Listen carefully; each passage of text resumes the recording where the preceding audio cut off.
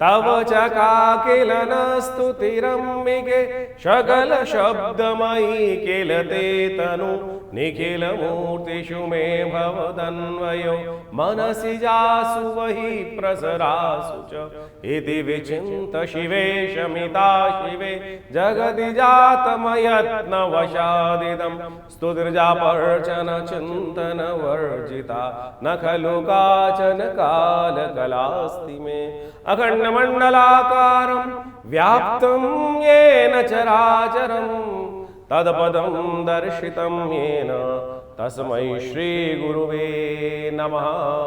नमस्कार, स्वागत है आपका आचार्य वाणी में। मैं आचार्य डॉक्टर विक्रमादित्य आपके साथ हूँ। आज का विषय हम आपके समक्ष जो रख रहे हैं वो है मेष राशि वालों के लिए जुलाई के अंत काल में जो ग्रहों का परिवर्तन का शनि महाराज होने जा रहे हैं वक्री, और आपकी राशि के दृष्टिकोण से आपकी चल रही है 7.5। ऐसे में शनि का वक्री होना, 4 महीने से ज़्यादा शनि वक्री जाने वाले हैं, बृहस्पति अस्त चल रहे हैं। कहाँ से लाभ होगा आपको सही समझ लेना चाहिए। यदि आप नौकरी करते हैं या कहीं ना कहीं आपके काम धंधे रोजगार में रुके हुए काम पूर्ण करने की संभावना ये ग्रह अवश्य अपनी ताकत के अनुसार से बनाते दिखाई दे रहे हैं।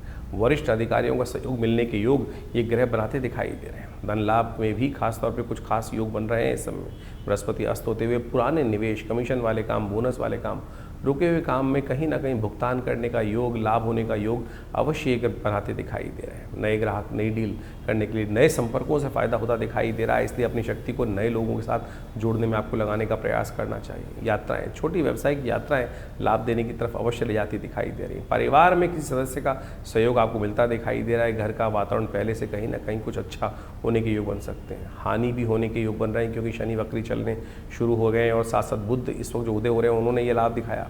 क्रोध और जल्दबाजी में आवेश में लिए गए निर्णय कहीं ना कहीं अपने संबंधों को नुकसान करने की तरफ, आर्थिक नुकसान करने की तरफ आपको ले जा सकते हैं। अनावश्यक खर्चों पर नियंत्रण रखना बहुत ज़रूरी है। विलासिता की, भोग की वस्तुओं पर ज़्यादा खर्च ना करें, इस बात का ध्यान रखें, नहीं तो कहीं ना कहीं बुद्धि गलत रास्ते में चल सकती है। कानूनी सरकारी कामों में, दस्तावेज में लापरवाही बड़ी परेशानी का कारण बनता दिखाई दे रहा है। 7.5 चल रही है, वो कहीं ना कहीं आगे जाकर कुछ परेशानी का सबब दे सकते हैं। विवाद में ना फंसे। सिर दर्द इत्यादि, रक्तचाप इत्यादि जो परेशानी है, पेट संबंध की समस्या कहीं ना कहीं परेशान करने की योग बना सकती है। इसलिए स्वास्थ्य के निमित्त कुछ खास उपाय बताने जा रहे हैं, उनको कर लीजिएगा। विवाद जो है वो कार्यस्थल या परिवार में किसी छोटी बात को बड़ा ना होने दें, इस बात का विशेष तौर पर ध्यान रखें। उपाय के तौर पर आपको विशेष तौर पर महत्वपूर्ण निर्णय सोच समझ कर लेने का प्रयास करना चाहिए। कुछ खास उपाय हम बताएंगे जो इस समय ग्रहों के परिवर्तन के अनुसार से, आपकी राशि के अनुसार से बहुत ज़रूरी है। दिन पर दिन कौन से उपाय करने वो भी अच्छे से समझ लीजिएगा। एक बात और ध्यान रखें, क्रोध में कोई बड़ा फैसला ना लें।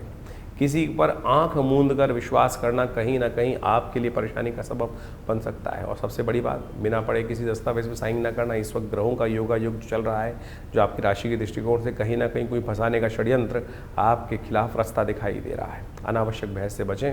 बेकार के अहंकार, स्वयं पे ज़्यादा विश्वास करने का काम, की अपनी औकात से बाहर जाकर अपने पर विश्वास करने का काम कहीं ना कहीं परेशानी में फंसा सकता है। इस वक्त ग्रह परिवर्तन की तरफ जा रहे हैं।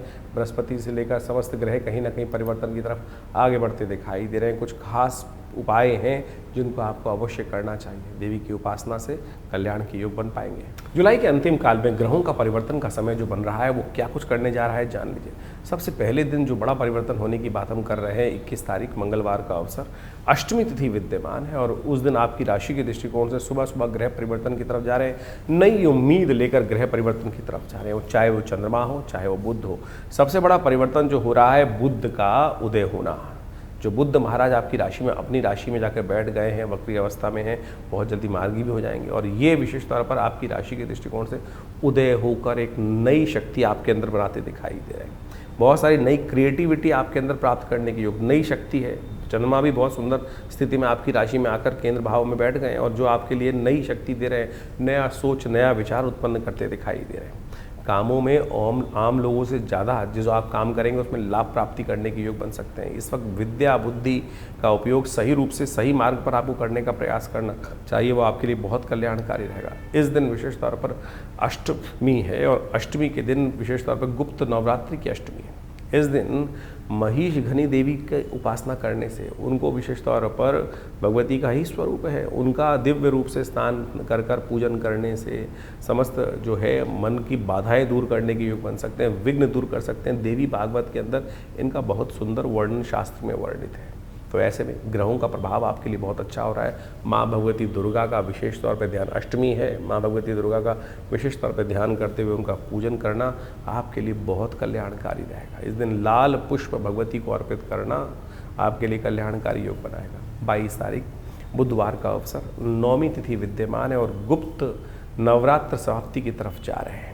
इस दिन विशेष तौर पर भट्टली नौमी का योग है, अंशुज साये का योग बन जाता है। ग्रह नक्षत्रों के दृष्टिकोण से यदि हम देखें तो आपकी राशि के दृष्टिकोण से कई अनुकूल ग्रहों का प्रभाव आपके जीवन में होता दिखाई दे रहा है। इस वक्त ग्रहों का परिवर्तन का योग जो आपकी राशि में बनता दिखाई दे रहा है, आपको उसका लाभ लेने का प्रयास करना चाहिए। इस वक्त कुछ ग्रह वक्री अवस्था में चल रहे हैं, शनि वक्री होने वाले हैं, बुध इस वक्त वक्री अवस्था में थोड़ी सी गति प्राप्त करते दिखाई दे रहे हैं, लेकिन वक्र अवस्था में वो कई बार झटका भी दे देते हैं। ध्यान रखना, उदय तो हो गए हैं, वक्र अवस्था में चल रहे हैं, तो कई बार आपकी राशि के दृष्टिकोण से कई बार क्या कर सकते हैं, इस वक्त बने बनाए काम में यदि आपने सही डिसीजन नहीं लिया, तुरंत कार्य नहीं किया या कहीं आलस हुआ, तो बने बनाए काम में हार का योग भी बना सकते हैं।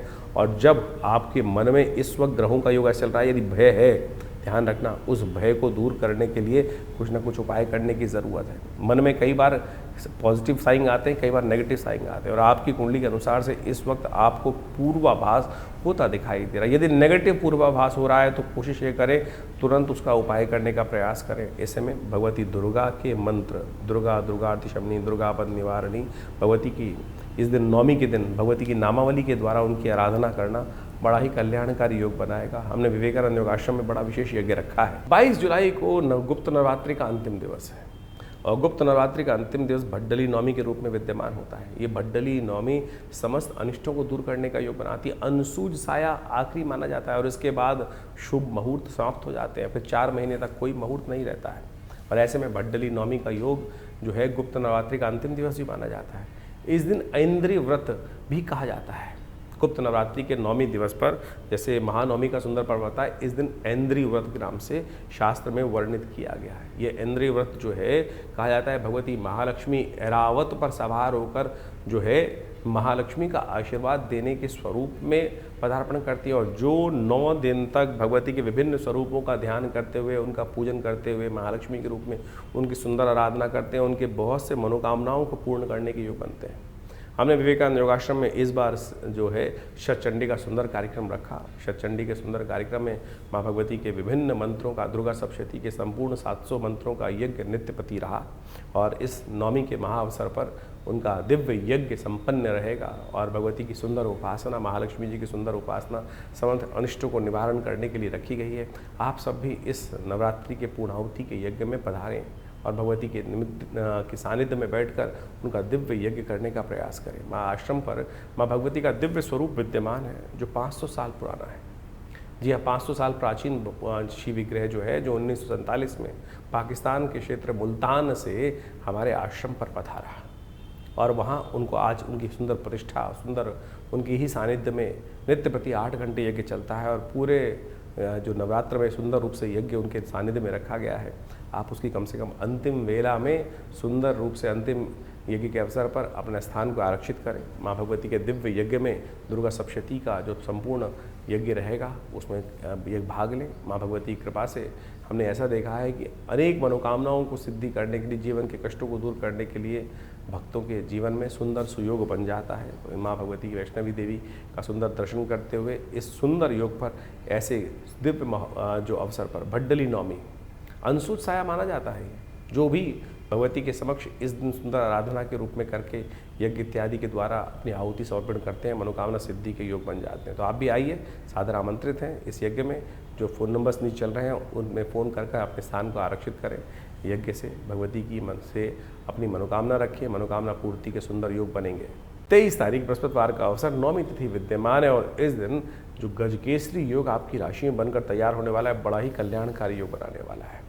इस दिन ग्रहों की अवस्था यदि हम देखें तो बहुत बड़ा सुंदर योग इस वक्त राशि में बनकर तैयार हो रहा है, लेकिन थोड़ा सा कहीं ना कहीं आपकी राशि के अनुसार से देखा जाए तो इमोशनल पॉइंट ऑफ व्यू से थोड़ा सा कहीं ना कहीं मन जो है वो सही डिसीजन सही समय पर लेने की आवश्यकता है। आप जिसके साथ भी पुण्य करने का, अच्छा करने का प्रयास कर रहे हो, कहीं ना कहीं आपके अंदर ही कहीं कोई दोष ढूंढता दिखाई दे रहा है। इसलिए अपने मन को वहाँ ना लगाने का प्रयास करें, अन्यथा लोग बेकार कहीं ना कहीं कमियां निकालने में चक्कर रह जाते हैं और आपका मन कहीं ना कहीं कुंठित होता चला जाता है। तो इस कुंठा से बचने के लिए सबसे अच्छा रास्ता जो होता है वो आपके जीवन में हम आपको समझाने का प्रयास करें, नेकी का दरिया में डाल। भूल जाओ जो कुछ अच्छा किया करा, उसको कहीं ना कहीं मन में ये अपेक्षा न रखें कि बदले में कुछ मिलता दिखाई दे रहा है। यदि इस भाव को रखकर जीवन में कल्याण का मार्ग बनाने का प्रयास करोगे तो सब शुभ होता रहेगा, और नहीं तो कहीं ना कहीं अपेक्षाओं पर पूर्ण ना हो व्यक्ति तो मन में कहीं ना कहीं दुख होने का योग बनता रहता है। गुप्त नवरात्रि का अंतिम योग नौमी इस दिन भी विद्यमान है।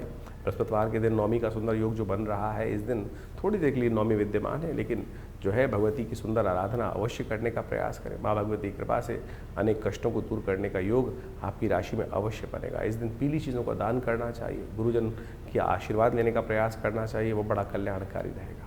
24 तारीख शुक्रवार का अवसर, दशमी तिथि विद्यमान है, और इस दिन एक सबसे बड़ा परिवर्तन इन दिनों जो राशि के अनुसार से होने वाला है। बुद्ध महाराज जो हैं वो मार्गी होने जा रहे हैं, और ये बुद्ध का मार्गी होना आपकी राशि के दृष्टिकोण से यदि देखा जाए तो कहीं ना कहीं आपकी राशि के दृष्टिकोण से एक नई क्रिएटिविटी को उत्पन्न करने का, नया रास्ता बनाने का योग देगा। बृहस्पति बुद्ध जो है काफ़ी दिन से अस्त चल रहे थे, फिर वो वक्री अवस्था में भी जो पहले आगे सूर्य से आगे चले गए थे, फिर वो वापस आते आते सूर्य से पीछे चले गए, और अब सूर्य के पीछे पीछे पुनः राशि परिवर्तन करने का, सही सीधे मार्ग पर चलने का योग बना रहे हैं। लेकिन आपकी राशि के दृष्टिकोण से यदि देखा जाए तो कहीं ना कहीं कुछ ना कुछ नया रास्ता आपको प्राप्त करने के योग बनाते दिखाई दे रहे हैं। ये बुद्ध का परिवर्तन बहुत तेज गति से हो रहा है। बहुत जो अर्ली मॉर्निंग स्टार माने जाते हैं कि जैसे सूर्योदय से पहले ये जो उदय हो जाते हैं कई बार, लेकिन इन दिनों आपकी राशि के दृष्टिकोण से जहाँ चल रहे हैं वो सूर्य से पीछे चल रहे हैं। तो शाम के समय बुद्ध का दर्शन होता है ऐसे में, तो ऐसे में शाम के समय बुद्ध दर्शन जब देने का योग बना रहे हो तो विशेष तौर पर आपकी राशि के दृष्टिकोण से अंतिम समय में कहीं ना कहीं कोई जाते हुए कार्यों में नई जो है उम्मीद का किरण जगाते दिखाई दे रहे हैं। तो इसका लाभ आपको लेने का प्रयास करना चाहिए। यात्रा संबंधित कार्यों में विशेष तौर पर कहीं ना कहीं ऐसे में ये लाभ देने के योग अवश्य बनाते दिखाई देंगे। लेकिन इन दिनों आपकी राशि के दृष्टिकोण से शनि की 7.5 का प्रथम काल चल रहा है आपके ऊपर, तो आपको विशेष तौर पर शनि के निमित्त कुछ ना कुछ उपाय जो है वो करते रहना चाहिए, वो आपके लिए बहुत अच्छा होगा। विशेष तौर पर आपकी राशि के दृष्टिकोण से हरी चीज़ों का दान, गौशाला में शुक्रवार का अवसर है, हरी घास, हरा जो ज्वार इत्यादि है उसको भिजवाने का प्रयास कीजिए। नहीं तो हरे जो दाल होती है मूंग की, उसको भिगोकर कहीं ना कहीं गौशाला में दान करवा दीजिए, वो भी आपके लिए बड़ी कल्याणकारी कहीं ना कहीं साबित होने के योग बनाती दिखाई देगी। 25 तारीख शनिवार का अवसर, एकादशी तिथि विद्यमान है, और इस दिन एकादशी तिथि के साथ साथ देवशयनी एकादशी का योग बनकर तैयार हो रहा है। आपकी राशि के दृष्टिकोण से देखा जाए तो गजकेसरी योग भी आपकी राशि में बनकर चल रहा है। गजकेसरी योग, देवशयनी एकादशी, और ऐसे में इन समस्त दोनों चीज़ों को देखा जाए तो कहीं ना कहीं आपके लिए बंद रास्तों से कहीं ना कहीं कोई नई उम्मीद जागती अवश्य आपकी ग्रह गणनाओं के अनुसार से ग्रह योग बनाते दिखाई दे रहे हैं। लेकिन फिर भी कहीं ना कहीं इमोशनल पॉइंट ऑफ व्यू से आप इस वक्त जो है आधे बुझे आधे उधे स्थिति में मन में चल रहे हैं। कई कामों में आप बेमन रूप से काम करते दिखाई दे रहे हैं। मन को इस प्रकार से इमोशनल पॉइंट ऑफ व्यू से ना फंसने दें। आपका मन इन दिनों कहीं ना कहीं, देखिए चिंता ना करें, हर चीज़ में कहीं ना कहीं आपके अंदर इतना बाहुबल सामर्थ्य है कि जिन तिलों में तेल नहीं होता उनमें भी आप तेल निकालने का योग कहीं ना कहीं बुद्धि के द्वारा बना सकते हैं। इतना बढ़िया बुद्ध आपके बुद्धि भाव में जो कहीं ना कहीं योग बना रहा है, नहीं फिर भी कहीं ना कहीं आप इमोशनल पॉइंट ऑफ व्यू से अपने आप को कहीं ना कहीं बंधा हुआ महसूस करते दिखाई दे रहे हैं।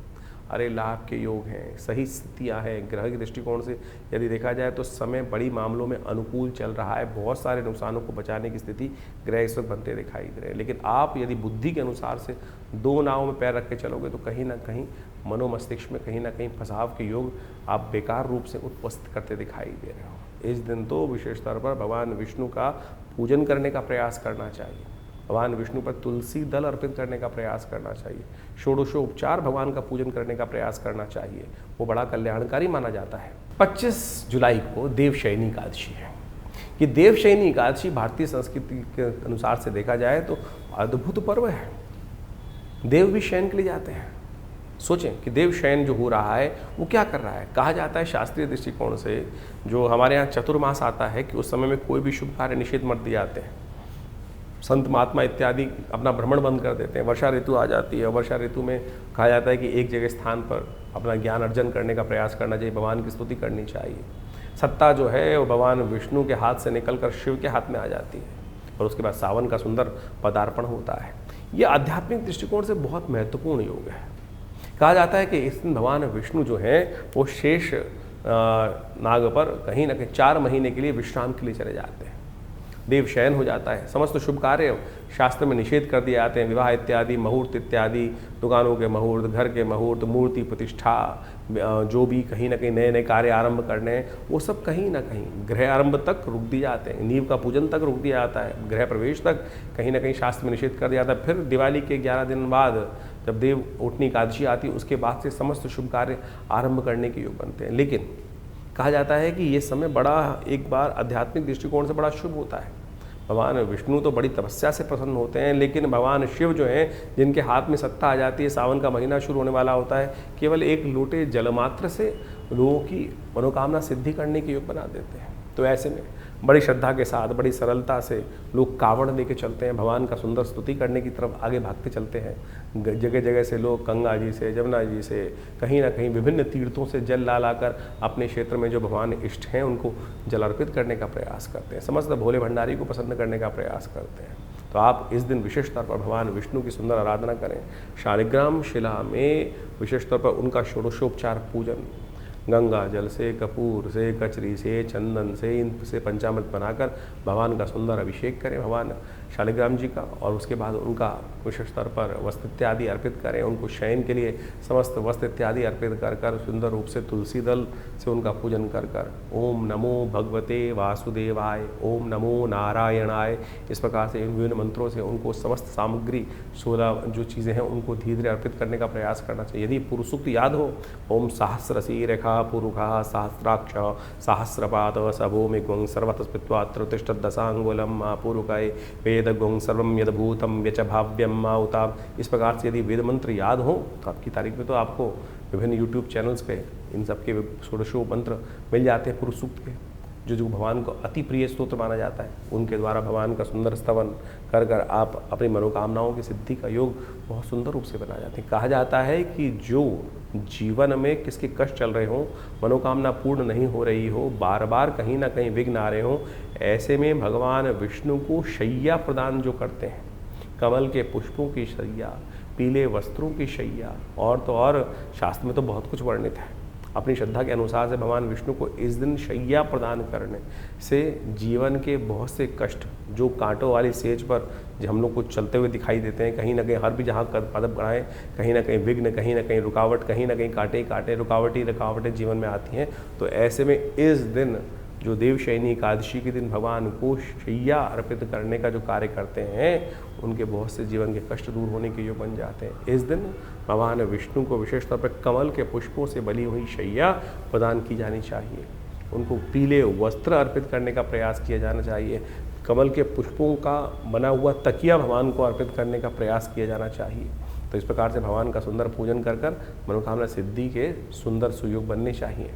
मेष राशि वालों के लिए 26 तारीख रविवार का दिन भी बहुत विशेष ग्रह गणनाओं के अनुसार से उपस्थित करता दिखाई दे रहा है, अपना प्रभाव दिखाता दिखाई दे रहा है। इस दिन द्वादशी तिथि विद्यमान है, ग्रह परिवर्तन का योग चल रहा है, चंद्रमा परिवर्तन की तरफ जा रहे हैं, शनि भी परिवर्तन की तरफ जा रहे हैं।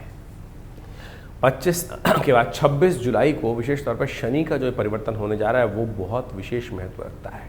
इस दिन शनि महाराज अपनी राशि का परिवर्तन में चलते हुए विशेष तौर पर आपकी राशि से देखा जाए तो 12वें भाव में चल रहे हैं, 7.5 का योग बना रहे हैं, पुनः वक्र गति प्राप्त करते दिखाई दे रहे हैं, यानी पुराना जो है अपने रास्ते पे जाते दिखाई दे रहे हैं, वक्री होंगे और जो है 4.5 महीने के आसपास करीब वक्र अवस्था में लगातार चलते चले जाएंगे। 4.5 महीने बहुत बड़ा समय होता है।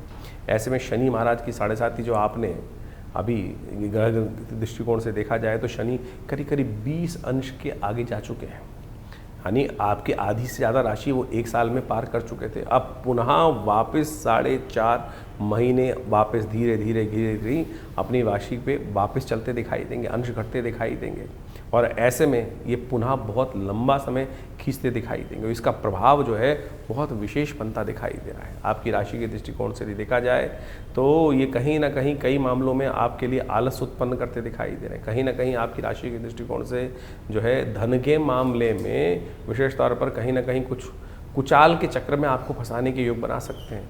ऐसे में आपको अपनी राशि के दृष्टिकोण से शनि का विशेष उपाय लगातार आने वाले 4 महीने तक करने का प्रयास करना चाहिए। इस समय में जो ग्रहों का बाकी परिवर्तन चल रहा है, बृहस्पति महाराज अस्त चल रहे हैं, वो थोड़े से कहीं ना कहीं कष्टकारी होते दिखाई दे रहे हैं। शनि का विशेष उपाय यदि आप करेंगे तब जाके शनि का नेगेटिव प्रभाव आपके जीवन से कम होता दिखाई देगा। लेकिन शनि इस वक्त आरंभिक अवस्था में जो आपकी राशि के अनुसार से ग्रह का योग बना रहे हैं, वो कहीं ना कहीं आपके लिए अज्ञात प्रभाव उत्पन्न करता दिखाई दे रहे हैं, जिन चीज़ों को आप समझ भी नहीं पाएंगे। और आपको कम से कम उस ग्रह का प्रभाव आज से 1.5 साल बाद समझ में आएगा कि उस समय सही मार्ग यदि अपना लेते तो कहीं ना कहीं कष्ट से बच जाते। लेकिन इस वक्त शनि कहीं ना कहीं अंतर्घात करते आपकी राशि के दृष्टिकोण से दिखाई दे रहे हैं। तो उससे बचने के लिए आपको शनि के मंत्र का जप करना बहुत ज़रूरी है। शनि की दिव्य स्तोत्र का पाठ करना बहुत ज़रूरी है। ऐसे में आपकी राशि के दृष्टिकोण से आपको एक उपाय विशेष तौर पर करने का प्रयास करें।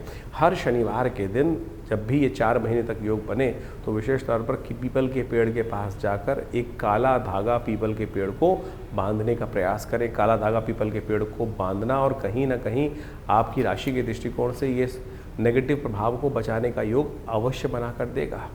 और ऐसे में तिल के तेल का एक दिया भी वहाँ उपस्थित कर दे तो वो बड़ा कल्याणकारी रहेगा। 26 जुलाई को शनि महाराज वक्र अवस्था में जाने वाले हैं और ये करीब करीब 10 दिसंबर तक वक्री अवस्था में ही चलेंगे। ऐसे में ये 4.5 महीने का जो समय है विशेष तौर पर बहुत महत्व रखता है। हर राशि के दृष्टिकोण से आपको समझ लेना चाहिए कि विशेष तौर पर आपकी राशि के दृष्टिकोण से क्या प्रभाव उत्पन्न कर रहा है। अभी आपने समझा आपकी राशि के दृष्टिकोण से उसका क्या प्रभाव है। जब शनि वक्री हो जाते हैं तो कहा जाता है कई गुना अधिक शक्तिशाली हो जाते हैं।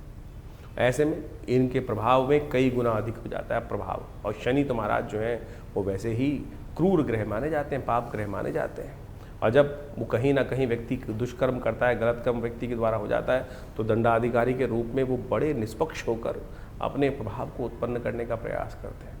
ऐसे में शनि को मनाओ सदा सुख पाओ, इस बात को अवश्य ध्यान रखने का प्रयास करना चाहिए। इस वक्त बृहस्पति महाराज अस्त अवस्था में चल रहे हैं, शनि वक्री हो गए हैं और ऐसे में ग्रहों की जो कुचाल चल रही है उससे आपको समझने का रास्ता बचने का प्रयास करना चाहिए। विश्व में पुनः एक बार भयावह स्थिति अपनी निर्माण होती दिखाई देगी। युद्ध का वातावरण जो पूरे विश्व में कहीं ना कहीं बना हुआ है, उठापटक का दौर कहीं ना कहीं चलता दिखाई देगा पुनः एक बार। ऐसे में आपकी राशि के दृष्टिकोण से आपको कुछ खास उपाय अवश्य करने का प्रयास करना चाहिए। सबसे पहले तो ये अच्छा योग ये बन रहा है कि इस वक्त जो श्रावण का महीना आ रहा है, सावन के महीने में भगवान शिव की जितनी उपासना करोगे शनि के लिए उतना प्रसन्न का वातावरण बन सकता है। कहा जाता है कि जब शनि खराब चल रहा हो तो शनि की स्थिति को ठीक करने के लिए भगवान शंकर की कृपा में चले जाओ तो भावी मीट सके त्रिपुरारी। अब आपसे कोई ना कोई अपराध कहीं ना कहीं हम सबसे होता रहता है, कहीं ना कहीं कोई गलत कार्य हो गया तो शनि तो अपना प्रभाव से उसका फल देने के लिए आपको रहेगा। लेकिन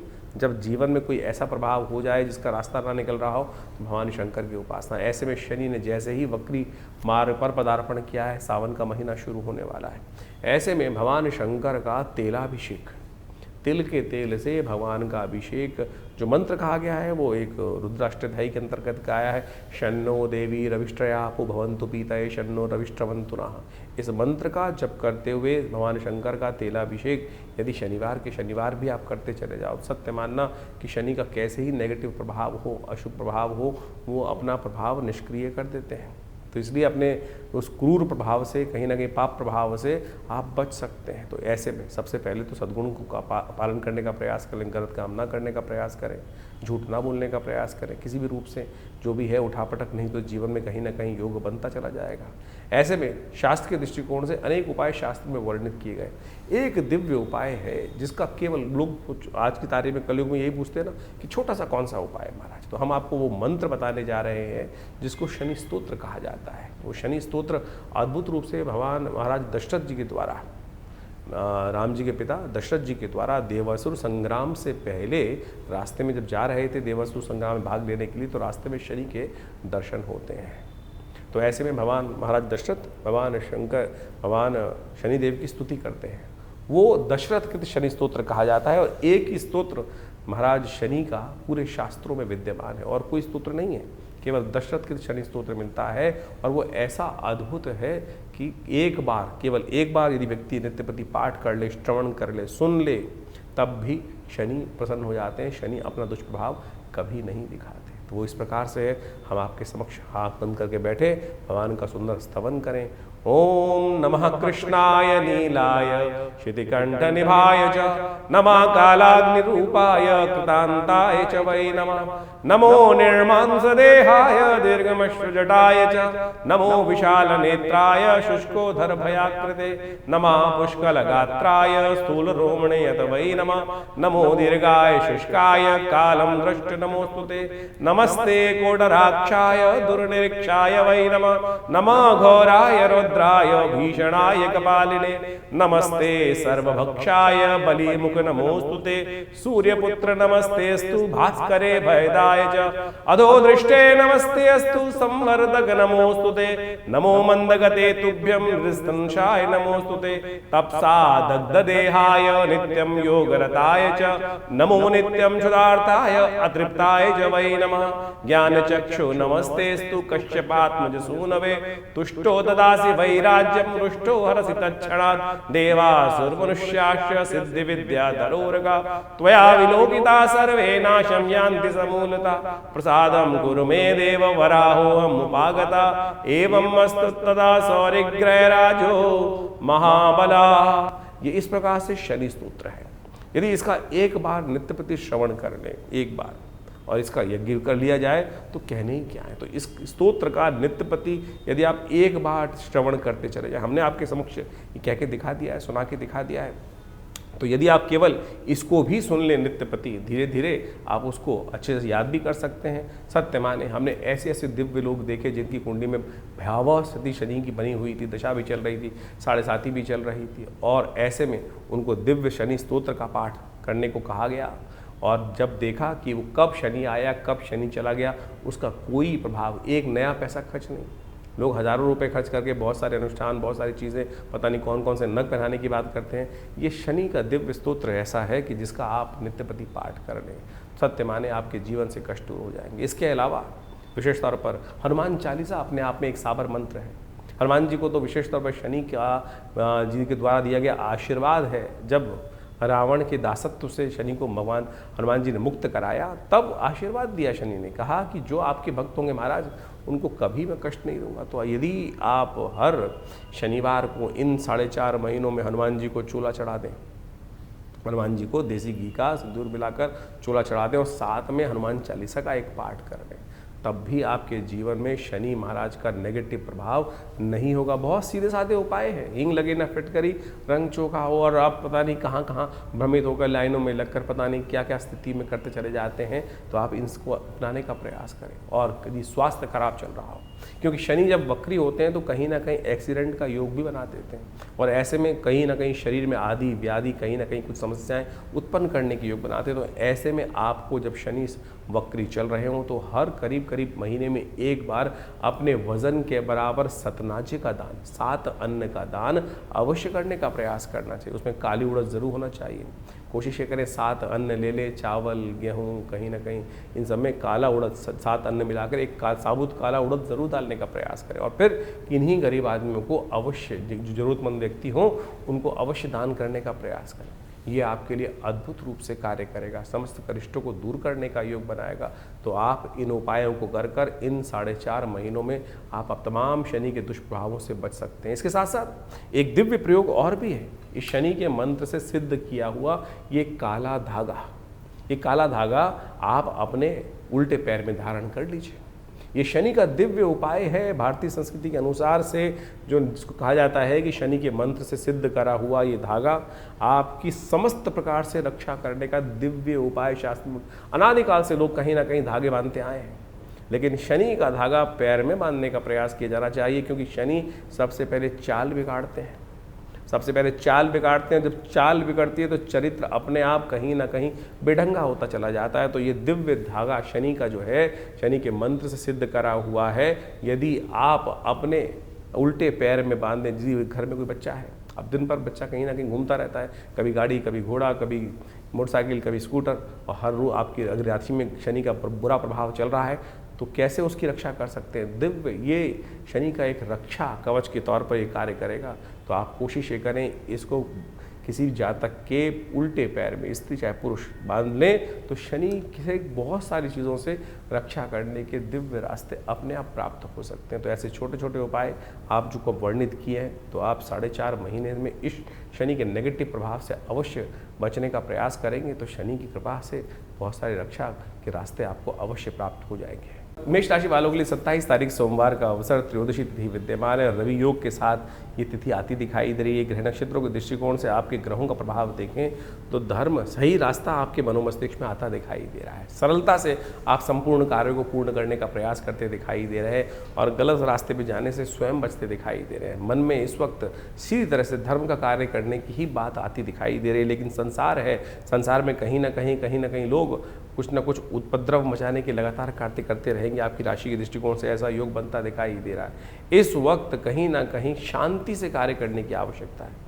धर्म का सहारा लेने का अवश्य प्रयास करें। किसी धार्मिक स्थल पर जाकर उनका नमन करने का प्रयास करें। रवि योग है, नए कार्यों को आरंभ करना पड़े तो उसका सदुपयोग करने का प्रयास कीजिए। कोई दिक्कत नहीं आने वाली। भगवान की कृपा से बहुत सारे कार्य आसानी से संपन्न होने की तरफ जाते दिखाई दे रहे हैं। लेकिन बृहस्पति महाराज अस्त चल रहे हैं, साथ साथ कहीं ना कहीं इस वक्त जो आपकी राशि के दृष्टिकोण से ग्रहों का योग बना है, शनि वक्री हो चुके हैं और तो कहीं ना कहीं सोमवार का अवसर है। शिव का ध्यान कर शिव को सुंदर रूप से दूध द्वारा चावल द्वारा भगवान का अभिषेक करना कहीं ना कहीं आपकी राशि के दृष्टिकोण से कुछ शुभ योग ही बनाएगा, अरिष्टों को दूर करने का योग बनाएगा। 28 तारीख मंगलवार का अवसर है, चतुर्दशी तिथि विद्यमान है और उस दिन ग्रहों का परिवर्तन का योग भी आपकी राशि के अनुसार से बनता दिखाई दे रहा है। ये कहीं ना कहीं देर शाम को कहीं ना कहीं कुछ परिवर्तन करने का बड़ा योग आपकी राशि के अनुसार से बनता दिखाई दे रहा है। धर्मयुक्त अपने कार्य पर अडग रहे, डगमगाए नहीं। लोग लाग डगमगाने का आपको प्रयास करें कि ऐसा नहीं, ऐसा कर लो, ऐसा नहीं, ऐसा कर लो, लेकिन सत्य की विजय अवश्य होती है। इस बात के विश्वास को अपने आप को दृढ़ करने का प्रयास करें। आने वाले 2-3 दिन खास तौर पर आपकी राशि में एक महत्वपूर्ण परिवर्तन करने का योग बनाते दिखाई दे रहे हैं और ऐसे में आज शाम आपकी राशि में बहुत सुंदर कीर्ति का योग, यश का योग, मेहनत का रंग लाने का योग भी बनता दिखाई दे रहा है, जो आने वाले 2-3 दिन आपके नाम करता दिखाई दे रहा है। तो कोशिश करें, भगवान पर विश्वास जगाकर, मंगलवार का अवसर है, सुंदर रूप से भगवान का स्तवन करने का प्रयास करें। भगवान की कृपा से समस्त अनिष्टों को दूर करने का अवश्य प्रयास करना चाहिए। ये समस्त कलिकाल में जीवन के कष्टों को हरने का योग बहुत सुंदर रूप से बना देता है। तो ये योग बहुत सुंदर बन रहा है। इस दिन विशेष तौर पर भगवान का स्तवन करने का प्रयास करें, हनुमान जी का स्तवन करने का प्रयास करें। 28 तारीख को मंगलवार का सुंदर सुयोग बन रहा है और इस दिन चतुर्दशी और पूर्णिमा का योग बन रहा है। सत्यव्रत भी इसी दिन किया जाने का सुंदर रास्ता बनता दिखाई दे रहा है। देखिए, आपकी राशि के दृष्टिकोण से हमने आपको बहुत सारी चीज़ें बताने का प्रयास किया। ऐसे में कई बार जो ग्रहों का खराब योग चल रहा होता है उसको ठीक करने का रास्ता है। देखिए, इस संसार में भगवान की कृपा से, गुरु की कृपा से समस्त अनिष्ट दूर हो जाते हैं। और कैसे उनको शनि महाराज वक्री चल रहे हैं इस समय में और बृहस्पति महाराज भी कहीं ना कहीं अस्त चल रहे हैं, तो गुरु का सानिध्य चाहिए। और आषाढ़ की पूर्णिमा गुरु पूर्णिमा के रूप में जानी जाती है और इस दिन जो है, यदि मंगलवार के दिन सुंदर योग जो बन रहा है, सुबह पुण्य तिथि जो बन रही है वो बन रही है विशेष तौर पर चतुर्दशी तिथि, और शाम को जो है सूर्यास्त के बाद में ग्रहों का परिवर्तन होने का योग बनेगा। चंद्रमा भी विशेष तौर पर आप मान के चलें बृहस्पति के सम्मुख आके विराजमान हो जाएंगे और साथ साथ पूर्णिमा तिथि भी विद्यमान हो जाएगी। और गुरु पूर्णिमा जिसको कहा जाता है, उसका चांद भी पूरी रूप से इस दिन निखर कर आएगा। आषाढ़ का चंद्रमा है जो निकल कर आएगा और आषाढ़ का चंद्रमा कहा जाता है 16 कला पूर्ण माना जाता है। और ऐसे में जब ये चंद्रमा की रोशनी होती, कभी बादलों के पीछे आती है और कभी बादलों से निकल कर खुले आसमान में साफ साफ दिखाई दे जाती है। तो कभी जो बादल हैं कभी साफ साफ है और ऐसे में चंद्रमा का दर्शन करते हुए भगवान का सुंदर पाठ करना, सुंदर कांड का पाठ करना, हनुमान जी का सुंदर स्तवन करना। हनुमान जी का सुंदर पाठ जब करते हैं तो तुलसी बाबा ने लिखा है, जय जय जय हनुमान गोसाई, कृपा करहु गुरुदेव की नाही। इस संसार में हनुमान जी से बड़ा गुरु कौन हो सकता है, जो आपको भक्ति का मार्ग प्रशस्त करने का प्रयास कर रहा है। और आपके ग्रह जो चल रहे हैं खराब इस वक्त आपकी राशि के दृष्टिकोण से, जैसा हमने बताया, बृहस्पति भी अस्त चल रहे हैं, शनि भी कहीं ना कहीं वक्री चल रहे हैं और 4 महीने तक वक्री चलेंगे। तो इस दिन विशेष तौर पर हनुमान जी का सुंदर स्तवन करने का प्रयास करें। हनुमान जी को ही गुरु मानकर, जो तुलसी बाबा ने माना, क्योंकि तुलसी बाबा को दर्शन जो कराए वो विशेष तौर पर हनुमान जी ने ही तो कराए। हनुमान जी की आराधना, जब उन्होंने हनुमान जी के चरण पकड़ लिए तो उनका दर्शन कर कर तभी उनके जीवन में वो जो योग था वही बना और जिसके कारण से उनको राम जी के दर्शन हुए। चित्रकूट के घाट पर भई संतन की भीड़, तुलसीदास चंदन किसे तिलक देत रघुबीर। जिस प्रकार से कहा गया है, हनुमान जी की कृपा से ही अनेक रूप से जब नहीं दर्शन हो पा रहे थे तो हनुमान जी ने जबरदस्ती करवाने का प्रयास, ऐसा गुरु चाहिए ना। तो आप संसार के चक्र में कहाँ फंस रहे हैं? तो सुंदर रूप से हनुमान जी का सुंदर स्तवन इस दिन अवश्य करने का प्रयास करें।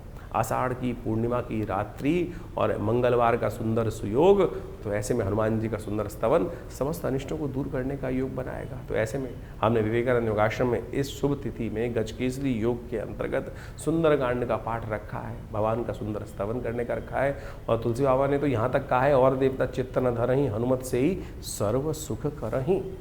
तो सुंदर रूप से इस कार्यक्रम में भाग लें, हनुमान जी का सुंदर स्तवन करें, सवामणि का भोग रहेगा, हनुमान जी का सुंदर यज्ञ रहेगा। और हनुमान जी के गुरु के रूप में जो स्वीकार कर लेगा उसका तो बेड़ा पार होना परम सुंदर रूप से है। संकट कटे मिटे सब पीरा, जो सुमरे हनुमत बल बीरा।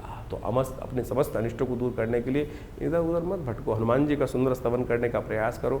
आप भी अपने नाम से इस सुंदर कार्यक्रम में भाग ले सकते हैं। व्यवस्थाएं आपके सामने दी गई हैं, फ़ोन नंबर्स दिए गए हैं। आप आइए, सुंदर रूप से हनुमान जी का स्तवन करने के लिए इस दिन अवश्य पधारें। हनुमान जी की सिद्ध मूर्ति विवेकानंद योगाश्रम में सदगुरु आचार्य श्री केशव देव जी के द्वारा प्रतिष्ठित की गई है। उनका दर्शन कर लेने से, उनको सुंदर सिंदूर चढ़ा लेने से कई सारी भ्रांतियाँ लोगों के मनो मस्तिष्क में हैं। स्त्रियों को हाथ नहीं लगाना चाहिए, और कुछ ये बहुत सारे लोग, देखिए वैसे तो मूर्ति को किसी को हाथ नहीं लगाना चाहिए ये, लेकिन यदि पुजारी के रूप में आप उपस्थित हैं तो शुद्ध पवित्र होकर मानस पूजा सुंदर रूप से कर हनुमान जी का सुंदर स्तवन करने का प्रयास यदि करेंगे तो बहुत ही कल्याणकारी रहेगा। भक्त के लिए कोई जाति नहीं है, कोई वर्ण नहीं है, कोई भक्त समस्त वर्णों के हैं। समस्त प्रकार से सरलता से जो हो वही भक्त बन जाता है, वही सदा कल्याण का योग बनाता है। तो इस गजकेसरी योग में हनुमान जी का सुंदर स्तवन आपके समस्त अनिष्टों को दूर करने का योग बनाएगा। 29 तारीख बुधवार का अवसर और पूर्णिमा तिथि विद्यमान है। गुरु पूर्णिमा का सुंदर योग बनकर तैयार हो रहा है। ग्रह नक्षत्रों के दृष्टिकोण से आपकी राशि में गजकेसरी योग बनकर तैयार हो रहा है। यह आपके कार्यों में विजय करने का योग बनाता दिखाई दे रहा है। मेहनत का पूर्ण फल देने की सुंदर सुयोग इस वक्त आपकी राशि में बनते दिखाई दे। बृहस्पति अस्त जरूर है लेकिन उस स्थान से गए नहीं है। अस्त हो जाते हैं तो कई बार वो अपने स्थान से लोप हो जाते हैं, लेकिन प्रभाव जरूर करने का तो कई लोगों का मानना है कि बृहस्पति या कोई भी ग्रह अस्त हो जाता है तो उसका प्रभाव लोप हो जाता है। आपकी राशि में वहीं दिखाई देगा। हाँ, प्रभाव थोड़ा कम जरूर होगा, लेकिन चंद्रमा के सामने उपस्थित होकर, सूर्य के साथ विराजमान होकर बृहस्पति ने चंद्रमा के साथ आपकी राशि में बड़ा सुंदर योग बना के दिया है। यह आपके कार्यों में विजय करने का योग बनाएगा। और ऐसे में यदि आप गुरु के निर्देशन में अपने बुद्धि के साथ में यदि काम सही नहीं दे रहा है तो अच्छे योग्य व्यक्ति की सलाह लेकर कार्य करने का प्रयास करोगे, सही अपने मार्ग पर डटे रहो। कई बार क्या होता है, हम कार्य करने का प्रयास करते हैं, कहीं ना कहीं हिम्मत टूट जाती है। जब हिम्मत टूट जाती है तो हमें कोई ना कोई व्यक्ति आता है और जो सही रास्ता दिखाने का प्रयास करता है। जब हनुमान जी के साथ समस्त सेना समुद्र तीर पर जाकर चुपचाप बैठ गई तो कहा जाता है जामवंत वहाँ उपस्थित होते हैं, हनुमान जी को याद दिलवाते हैं, राम काज लगी तब अवतारा, सुनतई भयो पर्वताकारा। तो हमें वो उद्देश्य याद दिलवाने का कार्य किया जाना चाहिए। आपके अंदर वो सोई शक्ति जाग सकती है। बृहस्पति को जागने का कार्य कौन कर सकते हैं? आपके गुरु। तो गुरु सानिध्य इस दिन अवश्य लेने का प्रयास करना चाहिए। बृहस्पति अस्त है लेकिन गुरु जो आपके साक्षात आपने जिन्होंने आपको मंत्र दिया है उनका सानिध्य आप लेने का प्रयास करें। इस दिन सबसे बड़ा उपाय होगा गुरु शरण में जाना, गुरु की वंदना करना, गुरु मंत्र का जप करना, उसको आपको अवश्य करने का प्रयास करना। गुरु पूर्णिमा भारतीय संस्कृति में एक अद्भुत दिवस है। आषाढ़ मास की पूर्णिमा के दिन गुरु पूर्णिमा का योग बनता है। और भारतीय अध्यात्म संस्कृति में कहा जाता है कि जिस व्यक्ति ने अपने जीवन में गुरु नहीं बनाया तो उस जीवन में उस व्यक्ति के द्वारा कोई भी शुभ कार्य करने का अधिकार उसको मिलता नहीं है। एक बार नारद जी भ्रमण करते हुए शास्त्र के दृष्टिकोण से कहा जाता है कि विष्णु लोक पहुँचे, और जब विष्णु लोक पहुँचे भगवान के दर्शन करने के लिए तो भगवान से कुछ वार्तालाप करी। वार्तालाप करने के बाद संतुष्ट हुए तो वहाँ से निकले वहाँ से श्रीमन नारायण का स्मरण करते हुए, ओम नमो नारायण करने का मंत्र जप करते हुए।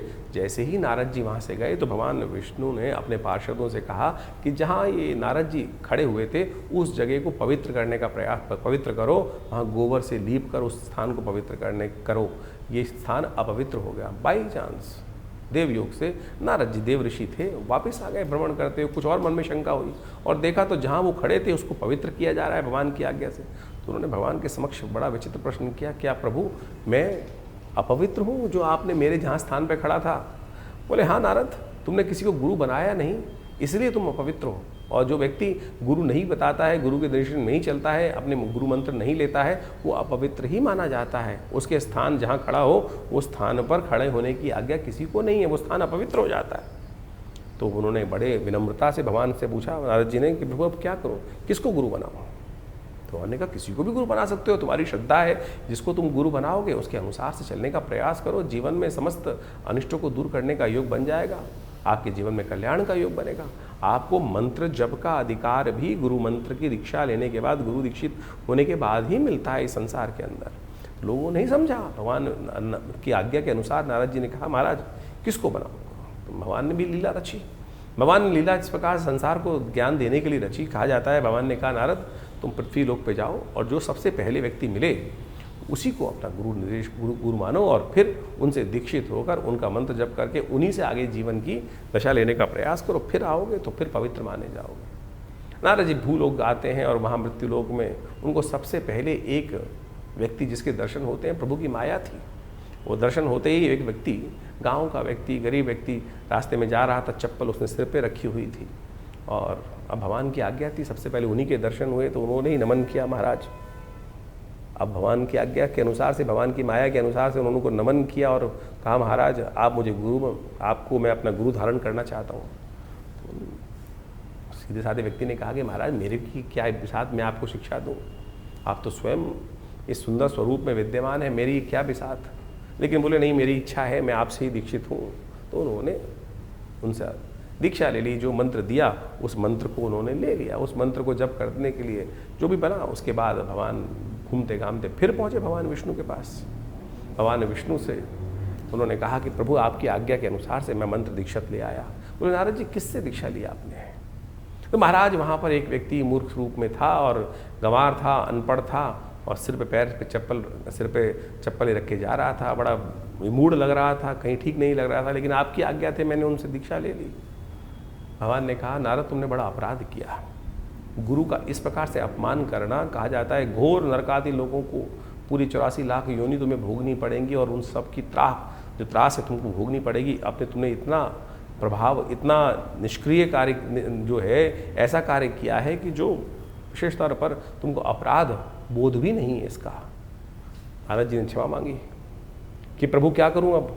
बोले तो अब गुरु के सानिध्य में ही जाओ और वो जो बताएं उस कार्य को करने का प्रयास करो, तब जाकर इस जो 84 की योनि का जो चक्र है उससे निकल सकते हो, नहीं तो तुमको 84 लाख योनि भोगनी पड़ेंगी, उसमें जीवन निर्वाह करना पड़ेगा, फिर उस काल को भोग के बाद ही तुम हमारे दर्शन के लिए आ सकते हो। अब नारद जी को पटक दिया गया, वापस उस जगह पर लाकर नारद जी देव इच्छा से, प्रभु की इच्छा से फिर दोबारा गुरु के सानिध्य में पहुँचते हैं और उनके समक्ष बैठकर अपने समस्त भाव को उपस्थित करते हैं।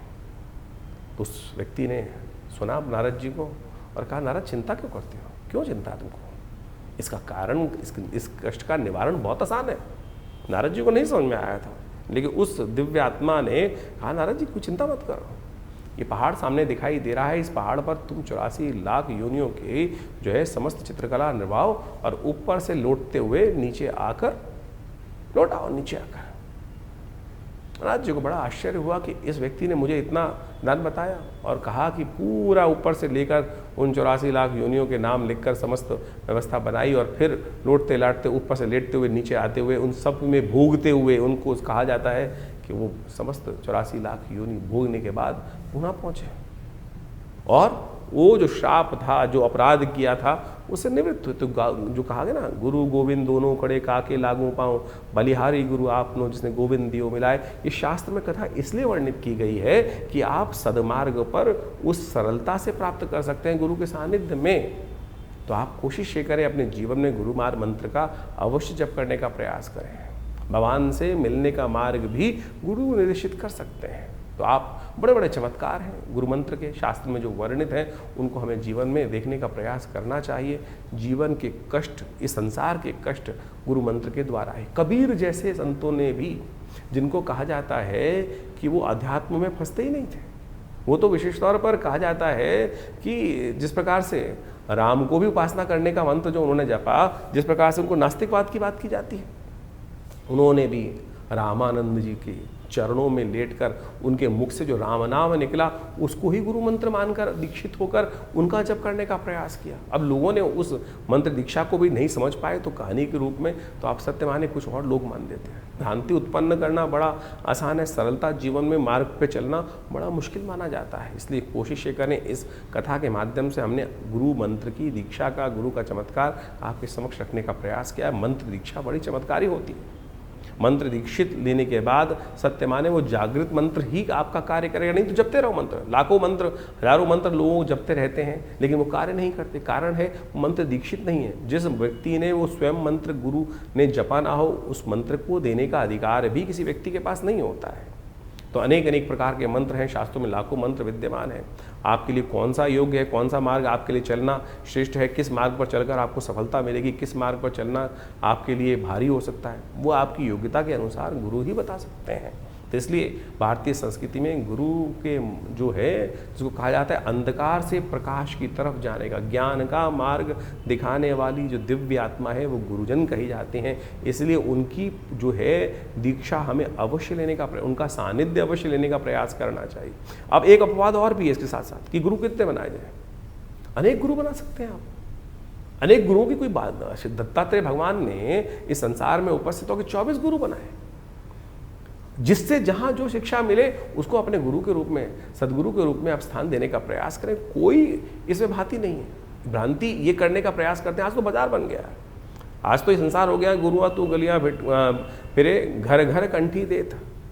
आज तो मंत्र माइक के द्वारा दीक्षाएं मंत्र दे दी जाती हैं, तो वो गुरु मंत्र नहीं हुआ। आप गुरु बनाते हैं व्यक्ति को जहां मेरे मन की शंकाओं हो, मैं सीधा जाकर उनके पास बैठ के, उनके सानिध्य में बैठकर उनसे वो मंत्रणा कर कर अपने जीवन के उस लक्ष्य की जहां कष्ट आ रहा है बात करके दूर कर सकूं। लेकिन ऐसे स्थितियों में जिनके दर्शन करने भी दुर्लभ है, फोटो में ही दर्शन हो सकते हैं, टीवी पे ही दर्शन हो सकते हैं, फिर वो मंत्र दीक्षा क्यों? आपको भटकने की आवश्यकता नहीं। प्रभु स्वयं आपके जीवन में उस व्यक्ति को उपस्थित कर देते हैं। दत्तात्रेय भगवान ने रास्ते में चलते चलते दीक्षा प्राप्त करी। वैश्य तक को गुरु माना, श्वान तक को गुरु माना, अग्नि तक को गुरु माना, वायु तक को गुरु माना। आपकी सरलता की आवश्यकता है। एकलव्य का कथा आपके समक्ष उपस्थित है, कहीं नहीं भटके। गुरु द्रोण के पास जाने की उनके सामर्थ्य नहीं थी, क्योंकि वो राजकुमारों को दीक्षा देने के लिए कटिबद्ध थे, वो बाहर दे ही नहीं सकते थे। ऐसा नहीं कि गुरु द्रोण ने नहीं देना चाहा, लेकिन वो कटिबद्ध थे, वो राज्य आज्ञा से बंधे हुए थे कि राज्य पुरुष, क्योंकि वहां पर वो जिस प्रकार से उन्होंने शपथ ले रखी थी कि मैं केवल राजपुरुषों को ही, अर्जुन को ही सर्वश्रेष्ठ धनुर्धर बना के भीष्म के समक्ष उन्होंने प्रतिज्ञा ली थी ये बात। लेकिन एकलव्य ने ऐसा उदाहरण उपस्थित किया कि गुरु की मूर्ति बनाकर ही उन्हीं से समस्त दीक्षा मूर्ति के माध्यम से ही ले ली। तो साध्य जो है, जो साधक है, उसको अपनी साधना पर चलने के लिए उस साध्य की तरफ जाना है। साध्य तो हर जगह अवेलेबल है, हर जगह उपस्थित है जो साध्य है, जिसको करना है। आपको अपनी साधना को दृढ़ करने के लिए विश्वास चाहिए, तो इस विश्वास को जगाने का प्रयास करो। गुरु पूर्णिमा वो पर्व है जो आपके मन की उन शंकाओं को दूर करने का प्रयास करती है। तो इस गुरु पूर्णिमा पर अवश्य मंत्र दीक्षा लें, गुरु का सानिध्य लेने का प्रयास करें। भगवान की इच्छा से समस्त कष्टों को दूर करने का योग आप अवश्य बना पाएंगे। 30 तारीख बृहस्पतिवार का अवसर, प्रतिपदा तिथि विद्यमान है। इस दिन से सावन शुरू हो रहा है और ग्रह नक्षत्रों के दृष्टिकोण से बड़े सुंदर योग में सावन का शुभारंभ हुआ जा रहा है। सुंदर रूप से बृहस्पति के सामने चंद्रमा विराजमान होकर जिस प्रकार से आपकी राशि के दृष्टिकोण से बड़े सुंदर भाव में बैठकर कर्म से आपके कर्मों को पूर्ण करते दिखाई दे रहे हैं। मेहनत से आप कहीं ना कहीं सफलता की तरफ अग्रसर होते दिखाई दे रहे हैं। मेहनत का फल आपको मिलता दिखाई दे रहा है। कई बार हमारे मन में ऐसी शंका होती है कि मैं मेहनत कर रहा हूँ, कहीं ना कहीं फल प्राप्त होगा कि नहीं होगा। ये सावन का शुभ महीना जो आपकी राशि में शुरू हुआ जा रहा है और ये कहीं ना कहीं कर्म के अनुसार से आपको आपकी मेहनत के अनुसार से फल देने के लिए ही सुंदर मुहूर्त का निर्माण करता दिखाई दे रहा है। भगवान विष्णु शेषशय्या पर विश्राम में जा चुके हैं, तो आपकी राशि के दृष्टिकोण से आपको अवश्य भगवान शंकर का सुंदर स्तवन करते हुए इस मास का आरंभ करने का प्रयास करना चाहिए। बृहस्पतिवार के दिन सुंदर रूप से आपकी राशि के दृष्टिकोण से इस वक्त बृहस्पति जब अस्त चल रहे हैं, शनि महाराज वक्री चल रहे हैं, तो ऐसे में अपने सुख की प्राप्ति के लिए, अपने जीवन में सफलता की प्राप्ति के लिए, सफलता का भाव आपके लिए सबसे ज़्यादा कष्टमय है। कहीं ना कहीं बृहस्पति अस्त होकर, शनि वक्री होकर कहीं ना कहीं सफलता पर अंकुश लगाने के योग बनाता दिखाई दे रहा है। लेकिन यदि आप भगवान सुंदर शिव शिव का स्तवन करें, इस दिन पीले पुष्पों को भगवान को अर्पित करने का प्रयास करें इस सावन के आरंभ काल में, तो मनोकामना सिद्धि के सुंदर योग आपकी राशि के दृष्टिकोण से बहुत सुंदर रूप से बनते दिखाई देंगे। सुंदर उपाय अवश्य करने का प्रयास कीजिए। 30 तारीख से सावन का सुंदर महीना शुरू हो रहा है और इस समय में जब भगवान विष्णु शेषशय्या पर विश्राम में चले जाते हैं और समस्त राज सत्ता जो है भगवान शिव के हाथ में आ जाती है, शिव को प्रसन्न करने के अद्भुत दिन होते हैं। ये 30 दिन का सावन मनोकामनाओं को सिद्धि करने का योग बनाता है। चाहे जीवन में कैसे ही कष्ट हो, चाहे आकांक्षाएं हो, कैसी आकांक्षा हो, इस संसार में मनुष्य रूप में ही आप जन्म लेकर उन इच्छाओं को, आकांक्षाओं को, उन मन के भावों को, मनोकामनाओं को सिद्धि करने का योग बना सकते हो। और किसी रूप में नहीं जाके, किसी संसार में किसी और योनि में न जाकर आप मनोकामनाओं को पूर्ण करने का योग नहीं बना सकते, इस मनुष्य रूप में बना सकते। सावन का वो सुंदर महीना है, जिसने भी भगवान शिव को भजा है उनकी समस्त मनोकामनाएं सिद्धि करने के सुंदर सुयोग प्राप्त हो जाते हैं। जल से यदि मन में संतुष्टि चाहते हो, तुष्टि चाहते हो, तो भगवान शंकर का अभिषेक जल से इस सावन के महीने करने का प्रयास करो। यदि समृद्धि चाहते हो तो कहा जाता है कि दूध के द्वारा अभिषेक करने से पुष्टि प्राप्त करने के योग बन जाते हैं। और यदि जीवन में समस्त संपदाओं का सुख चाहते हो, वाहन, घर, घोड़ा इत्यादि समस्त प्रकार की निधियाँ चाहते हो, तो रुद्री के अंदर कहा गया है कि दही के द्वारा भगवान का अभिषेक करने का प्रयास करना चाहिए। यदि ग्रहों का अशुभ प्रभाव चल रहा हो तो कहा जाता है कि भगवान का अभिषेक भस्म के द्वारा करने का, भस्माभिषेक जो होता है ना, उसके द्वारा करने का हमें प्रयास करना चाहिए। उससे जीवन के सत्य के प्रति हमारी आकर्षण शक्ति बनती है, सही रूप से मंत्र की सिद्धि प्राप्त करने का योग बन जाता है। यदि धन, वैभव, इन सब की प्राप्ति करना चाहते हो तो कहा जाता है कि भगवान का सुगंधित गंध के द्वारा, गंधोदक के द्वारा, इत्र के द्वारा भगवान का जो अभिषेक करता है उसकी मनोकामना सिद्धि का सुंदर सुयोग बन जाता है। कहा है सुगंधिम पुष्टिवर्धनम, सुगंधि युक्त जल से, सुगंधित तेल से यदि भगवान का अभिषेक करने का प्रयास करोगे तो इस प्रकार की मनोकामना सिद्धि का सुंदर योग बन जाता है। यदि आपके शत्रु बाधाएं आपको बहुत परेशान कर रही हैं तो तेल के द्वारा भगवान का सुंदर अभिषेक इस सावन के महीने में हमें करने का प्रयास करना चाहिए। ये मनोकामना सिद्धि को पूर्ण करने के लिए अद्भुत योग बनाकर आपकी राशि में इस प्रकार से हजारों औषधियाँ हैं। शहद के द्वारा, पुष्पों के द्वारा, मट्ठे के द्वारा, इच्छू रस के द्वारा, गन्ने के रस के द्वारा, दूध के द्वारा और तो और अनार के रस के द्वारा, विभिन्न विभिन्न औषधियों के द्वारा अनेक मनोकामनाओं की सिद्धि के लिए समय समय पर लोग यज्ञ इत्यादि रुद्राभिषेकात्मक यज्ञ करने का सुंदर प्रयास करते हैं जीवन के समस्त कष्टों को दूर करने के लिए। यदि स्वास्थ्य संबंधी समस्या चल रही हो तो कहा जाता है कि दूध के द्वारा भगवान शंकर के महामृत्युंजय मंत्र का जप करते हुए इस सावन के महीने में यदि अनुष्ठान किया जाए तो भगवान की कृपा से कैसी ही दिव्य कोई परेशानी हो जो कहीं ना कहीं ठीक ना हो रही हो, उसके भी ठीक होने के रास्ते प्राप्त हो जाते हैं। तो हमने विवेकानंद योगाश्रम में इन पूरे 30 दिनों में, सावन के पूरे 30 दिनों के लिए नित्य प्रति शाम को रुद्राभिषेक रखा है। सामूहिक तौर पर समस्त भक्तगण एकत्र होकर भगवान शंकर का रुद्राष्टाध्यायी के द्वारा नित्यपति भगवान का अभिषेक विवेकानंद योगाश्रम में हम हमारे द्वारा स्वयं समस्त भक्तों के साथ मिलकर किया जाएगा। भगवान का बड़ा दिव्य, बड़ा विशाल भगवान शंकर का शिवलिंग है और उनका पूजन हम बड़ी श्रद्धा के साथ समस्त लोग मिलकर करते हैं। आप भी स्वयं इस कार्यक्रम में भाग लेने के लिए नित्यपति आश्रम पर पधार सकते हैं। ये सावन का सुंदर सुयोग आया है और इस समय ग्रहों की स्थिति बड़ी विकसित चल रही है। एक जीवन में क्षणभंगुर है जीवन, कभी भी कभी ना कहीं एक छोटी सी त्रुटि से पता नहीं कहाँ से कहाँ जीवन की दिशा मुड़ जाती है। भगवान की कृपा से, भगवान के सानिध्य में रहकर हमको क्षण क्षण को जीवन को जीने का प्रयास करना चाहिए। दिल्ली में विवेकानंद योगाश्रम में भगवान के मनोकामना सिद्धि मंदिर में भगवती के सानिध्य में बहुत दिव्य भगवान का शिवलिंग पर नित्यपति भगवान का रुद्राभिषेक रहेगा। शाम को रोज 6 बजे के आसपास ये रुद्राभिषेक आरंभ होता है। आप भी आइए, यज्ञ में भाग लें, भगवान का रुद्राभिषेक भी करें और भगवान की कृपा से इस पूरे सावन में छोटे से कर्म से भगवान को रुद्राभिषेकात्मक यज्ञ कर भगवान को प्रसन्न करने का सुंदर सुयोग अपने जीवन में प्राप्त करें। 31 तारीख शुक्रवार का अवसर, सावन का दूसरा दिवस, द्वितीय यहाँ तिथि विद्यमान है और साथ साथ इस दिन ग्रहों का परिवर्तन सुबह सुबह बनता दिखाई दे रहा है और आपकी राशि के दृष्टिकोण से कहीं ना कहीं ये परिवर्तन लाभ का रास्ता खोलता दिखाई दे रहा है। आगे बढ़ने का मार्ग आपकी राशि में सुंदर रूप से उत्पन्न करता दिखाई दे रहा है। ग्रह नक्षत्रों के अनुसार से इस वक्त बहुत सारे ग्रह अनिष्ट अच्छे नहीं चलते हुए आपकी राशि में कहीं ना कहीं 7.5 का पदार्पण बहुत शनि के विचित्र रूप में होता दिखाई दे रहा है। ये कहीं ना कहीं कुछ न कुछ षड्यंत्र आपके खिलाफ रास्ता दिखाई दे रहा है। बहुत सावधानी के साथ आपको आगे चलने का प्रयास करना चाहिए। इस वक्त लोगों की मीठी मीठी बातें कहीं ना कहीं आपकी राशि के दृष्टिकोण से आपके लिए भारी पड़ सकती हैं। तो ऐसे में जो भी स्वांग रचा के लोग आपके समक्ष जीवन में आने का योग बनाते दिखाई दे रहे हैं, तो आपको उनसे बचने का प्रयास करना चाहिए। उनके मुखौटों के पीछे क्या वास्तविकता है उसको पहचानते हुए कार्य करने का प्रयास, अति सरलता जो आपके जीवन में आप अपनाने का प्रयास करें, वो कहीं ना कहीं आपके सीधेपन का लाभ संसार उठाता हुआ दिखाई दे रहा है। तो आपको सावधानी के साथ, क्योंकि बुद्धि ज्ञान के देवता इस वक्त अस्त अवस्था में चल रहे हैं, तो उनसे बचने का आपको अवश्य प्रयास करना चाहिए। शुक्रवार का अवसर है, इत्र का आप उपयोग करते हुए सुगंधित पुष्प भगवान को अर्पित करने का प्रयास करें, वो आपके लिए कहीं ना कहीं कल्याणकारी होगा।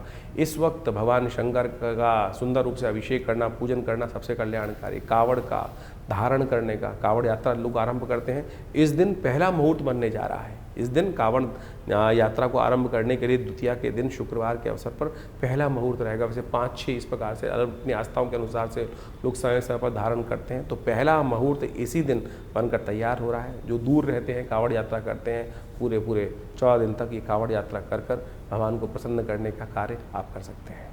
तो जुलाई के अंतिम में आपने ग्रहों का प्रभाव समझा, आपकी राशि के अनुसार से कितना महत्वपूर्ण परिवर्तन, चाहे वो शनि का परिवर्तन हो रहा हो, चाहे बुध का पहले उदय होना और फिर मार्गी हो जाना, बहुत महत्वपूर्ण प्रभाव इनका आपको आने जीवन में प्रभाव देखने को मिल सकता है। ऐसे में बृहस्पति अस्त अवस्था में चल रहे हैं, शनि एक बार पुनः वर्ष के अनुसार से वक्री हो गए और ये 4 महीने से ज़्यादा वक्री रहेंगे। ऐसे में पुनः एक बार स्थिति विश्व में कहीं ना कहीं कोलाहल वाली उत्पन्न करने के योग, ये शनि का वक्री होना और साथ साथ ऐसे में इनका विभिन्न ग्रहों के साथ योगा योग जो बन रहा है वो प्रभाव उत्पन्न करता दिखाई दे रहा है। समय समय के अनुसार से हमको ज्योतिष का लाभ अवश्य लेने का प्रयास करना चाहिए। ऐसे में विशेष तौर पर ग्रहों के योगा योग के अनुसार से उनका जो महत्वपूर्ण परिवर्तन मिलता है, शास्त्र में वर्णित ऋषियों मुनियों के अनुभव के आधार पर जो उनके निदान चिकित्सा विज्ञान के अनुसार से बताए गए हैं, ग्रहों के मंत्र के माध्यम से बताए गए, वो हम आपके समक्ष समय समय पर उपस्थित करते रहते हैं। सत्य मानिए, व्यक्ति के हाथ में कर्म करना ही है, उसका फल तो परमात्मा के हाथ में ही है, कर्म के अनुसार से ही फल बनता है। लेकिन फिर भी परमात्मा की कृपा से जो बड़े से बड़े भयावह योग कुंडली में बन रहे होते हैं, वो कब किस प्रकार से क्षण में गायब हो जाते हैं पता नहीं चलता। इस बात को हमें अच्छे समझना चाहिए। गोचर का प्रभाव तो आपने अच्छे से समझा, लेकिन आपकी जन्मपत्री पे किस प्रकार से उन ग्रहों के परिवर्तन का प्रभाव पड़ रहा है, दशाओं का, अंतरदशाओं का। ऐसा नहीं है कि जन्मपत्री के अनुसार से हम जब तक ना देखें, गोचर के अनुसार से ही सब प्रभाव चलेगा। मूलतः गोचर का प्रभाव हर जन्मपत्री पर, हर व्यक्ति विशेष पर अवश्य होता है, लेकिन मूलतः जन्मपत्री जो है वो विशेष तौर पर कौन से ग्रह योग के अनुसार से किस प्रकार के आप योग बना रहे हैं, कैसे बन रहे हैं। ऐसा समझें कि जैसे जनमानस में तो लाखों करोड़ों आदमी हैं, अब व्यापक आपदा आई, कुछ कष्ट घटा, कहीं आंधी आया, कहीं तूफान आया, उस क्षेत्र में आया, बहुत भयावह स्थिति थी, लेकिन सब लोगों का अहित नहीं हुआ, कुछ का उद्धार भी हो गया। कोरोना काल की महाकाल आया, ऐसे विपदा आई, लेकिन सब लोगों के उस क्षेत्र में, एक क्षेत्र में बहुत ज़्यादा विपदा थी, सारे नहीं मरे, सारों के जीवन में कष्ट नहीं आया, किसी के जीवन में उत्थान के योग भी बने। कारण क्या था? वो आपका अपना मूल कर्म, आपकी अपनी मूल जन्मपत्री के निष्कर्ष से कि आपके लिए कौन सा समय अच्छा चल रहा है, कौन सा समय खराब चल रहा है। तो ऐसे भयावह काल में भी हम उन्नति कैसे योग बना सकते हैं और अच्छे काल में अपने ग्रहों को किस प्रकार से और अच्छा कर सदमार्ग की तरफ, सही मार्ग की तरफ तेजी से आगे बढ़ने के योग बना सकते हैं, वो जन्मपत्री का जन्म ज्योतिष विज्ञान का एक चमत्कारिक विषय है। इसलिए हमें अपने जन्मकाल के अनुसार से, date of birth, time of birth, place of birth के अनुसार से जो खाका बनता है, दशाएं, महादशाएं, अंतरदशाएं, इन सबको देखते हुए, देशकाल परिस्थिति को समझते हुए भविष्य को देखने का प्रयास करना चाहिए और उससे बहुत कुछ पूर्वाभास हो सकता है, बहुत सा पूर्वाभास पहले हो जाता है और उसको समझकर हम अपने समय के अनुसार से अपने रास्ते को सही रूप से चुन सकते हैं। जैसे एक व्यक्ति पढ़ाई कर रहा है किसी क्षेत्र में, उसका भाग्य तो कहीं किसी और क्षेत्र में लिखा था उन्नति का, लेकिन वो भटकते भटकते कभी ये, कभी वो, कभी वो, कभी वो, वहाँ पहुँचता है, वो अंत में जाकर जो जिससे किस्मत जागनी थी वहाँ पहुँचता है, फिर उस पर कार्य करता है। और फिर अगर ज्योतिष के दृष्टिकोण से पहले ही जान लिया जाए कि इस व्यक्ति के लिए कौन सा मार्ग सबसे श्रेष्ठ है और उसको